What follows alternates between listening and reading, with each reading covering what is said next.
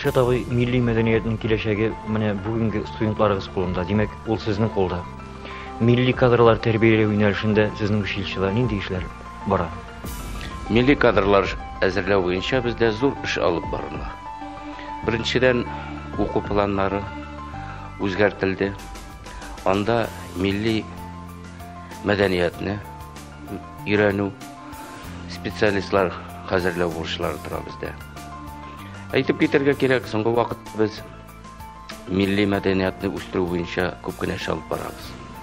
Мәсәлән, аерым фәннәр итеп көтәбез без татар биюен.